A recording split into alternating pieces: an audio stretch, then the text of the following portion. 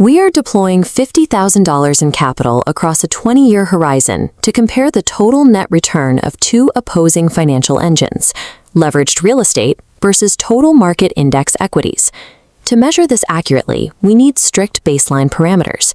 Both investors began with exactly $50,000 in saved capital and an identical active income stream of $55,000 a year. Here is Model A. $50,000 becomes a 20% down payment on a $250,000 property, supported by a 30-year 7% mortgage. Model B drops that identical $50,000 into an index fund, adding automated $300 monthly contributions. Model A operates on 5-to-1 leverage and requires active operational management. Model B relies entirely on unlevered geometric compounding. Over exactly 20 years, the net worth of these two models will converge. Yet they demand radically opposed systemic risks and labor inputs to reach that final number. Understanding the true return requires looking past surface-level cash flow and mathematically calculating the hidden operational friction inside both models. This cascading chart shows Model A's standard math. $1,800 in rent comes in. A $1,330 mortgage goes out, leaving a perceived $470 profit. But this ignores operational drag. By year 3, property taxes, insurance, and emergency repairs rapidly consume those margins. Then there is the cost of vacancy. One empty month between tenants wipes out $1,800 in revenue, plus $600 in turnover fees. After 36 months, actual net cash flow drops to a mere $2,000 to $4,000. The perceived double-digit yield has evaporated. Shift to Model B at year 3.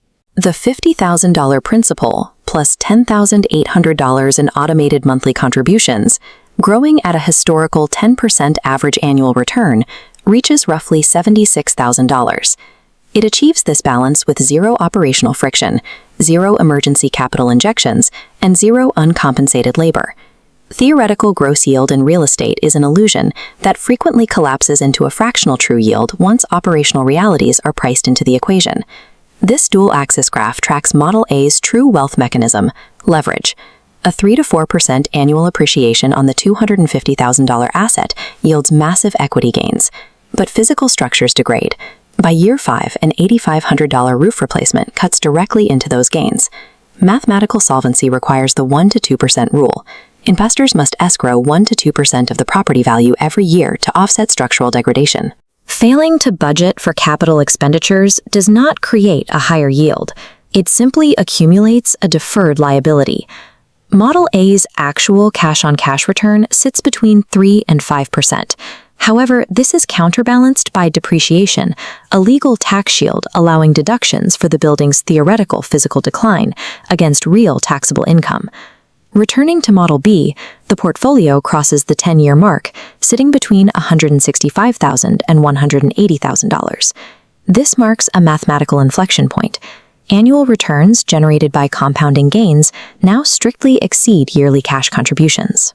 Real estate accelerates wealth early utilizing bank debt and the tax code, while equities accelerate wealth later through uninterrupted geometric expansion.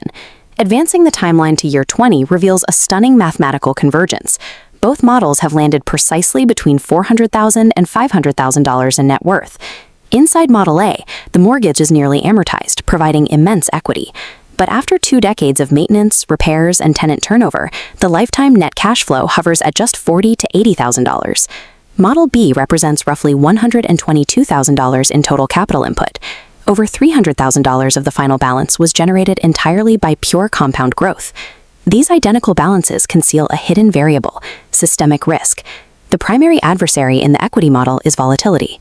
The math does not capture the psychological stress of the 37% market drawdown in 2008 or the 34% collapse in March 2020. Steep, sudden drawdowns test retail investor psychology, frequently triggering panic selling that locks in temporary losses at the absolute bottom. Model A avoids market volatility, but substitutes it with severe illiquidity and extreme asset concentration. The entire investment is inextricably tied to a single physical structure in a single zip code. The localized risk is intense. A single bad tenant or eviction process triggers legal fees and can erase 3 to 6 months of yield, wiping out $10,000 or more in a single event. Achieving this $500,000 parity required the real estate investor to endure concentrated liability and physical labor, while the equity investor had to survive extreme psychological volatility. Scaling both of these financial models to significantly larger wealth targets requires entirely different degrees of operational friction. Increasing the index fund contribution by a mere $200 a month effortlessly pushes the 20-year portfolio projection past $600,000. Scaling the real estate model requires securing new bank debt, saving another massive down payment, and instantly doubling your total operational liability. This comparative matrix outlines the specific mathematical environments where real estate definitively outperforms equities. Real estate dominates when the local market's rent-to-price ratio naturally exceeds 0.8 to 1%. This structurally guarantees front-loaded cash flow from day one. Outperformance also occurs when an investor actively executes 1031 exchanges, allowing them to infinitely defer capital gains taxes while rolling profits into increasingly larger properties. Then there is house hacking, living in one unit and renting out the others. This drives personal housing overhead to near zero while tenants pay down the underlying mortgage. These strategies succeed only if the investor treats real estate as a rigorous business model, demanding dedicated systems and oversight, rather than a passive side hustle. When all real costs, taxes, and risks are mapped out over 2 decades, neither asset class possesses an absolute mathematical advantage in every scenario. Total financial returns are not dictated by the asset itself. They are determined entirely by your valuation of your own labor, your tolerance for leveraged debt, and your capacity to withstand the psychological realities of geometric compounding. Jake and Marcus are both starting with $50,000. They live in the same city, earn the same salary, and are choosing between the two most debated wealth-building paths on the planet. Jake puts his money into a rental property. Marcus puts his into a total stock market index fund. Jake immediately has a tangible asset and a story for dinner parties. He's a landlord, collecting rent on the first of the month. Marcus has a brokerage account and a confirmation email. When he tells his coworkers he's buying index funds, they nod politely and talk about something else. Both men believe they've found the superior strategy. But when you look past the social media hype and run the math over 20 years, the mathematical gap between these two choices is surprisingly small. This chart follows both journeys over 2 decades. Factoring in historical averages, standard leverage, and consistent contributions, Jake's equity and Marcus's compound growth end up in the exact same neighborhood, between $450,000 and $500,000. While the final balances match, the costs of getting there are paid in different currencies. Jake pays in hours and physical labor. Marcus pays in his ability to withstand market crashes. Evaluating these options requires more than checking a spreadsheet. You have to map out the hidden lifestyle costs and the specific risks that each asset class demands you carry. Every investment strategy functions as a secondary lifestyle. Success depends on which set of hardships you are prepared to endure for the next 20 years. On the real estate side, the primary wealth engine is leverage. Jake uses his $50,000 to control a $250,000 asset. For every dollar he put in, the bank provided 4. This 5-to-1 leverage amplifies his returns as the property appreciates, but it also tethers his wealth to a single building in a single neighborhood. His equity is trapped in an illiquid structure that he cannot sell off in pieces. The core appeal is the monthly rent check. $1,800 hitting the bank account every 30 days feels like pure, effortless income. This waterfall chart shows how quickly that $1,800 disappears. Gross cash flow is a starting point, not a profit margin. First, the fixed costs take their share. $1,330 goes to the mortgage. Property taxes claim another $250. Insurance takes $125. Then the inevitable friction of property ownership sets in. You must set aside $200 a month for future repairs, another $180 for management, and factor in the 1 month per year vacancy average. Jake's true net cash flow is a fraction of what he tells his friends. To protect that slim margin, Jake often handles the work himself, effectively hiring himself for a part-time job he doesn't get paid for.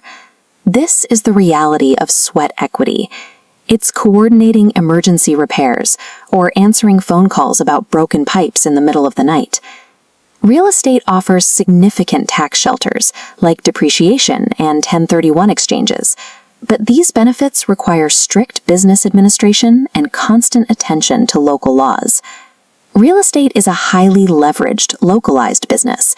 Its long-term success is heavily subsidized by the owner's unpaid hours and willingness to manage stress. Marcus's index fund path uses a different set of rules. He has zero leverage. His $50,000 buys exactly $50,000 of stock. He has no debt, and his entire investment is liquid at any moment. The strategy is simple. Set up an automated $300 monthly contribution and never touch the account. For the first 5 years, the process is incredibly boring. There are no physical keys to hold and no social status to claim. He is simply watching a number on a screen move up and down in small increments. Eventually, exponential compounding takes over. The gains on his balance generate more new wealth each year than his contributions. The snowball gathers mass effortlessly. The cost of this passivity is psychological. Marcus must expose his entire portfolio to the constant public volatility of the stock market. This chart shows the cost of that exposure. In March 2020, the market lost 34% of its value in just a few weeks. Watching $50,000 evaporate is a physical experience.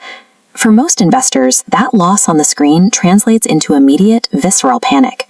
This panic is the primary killer of wealth. Investors log in, see the red numbers, and sell their holdings at the bottom, permanently locking in their losses right before the recovery begins.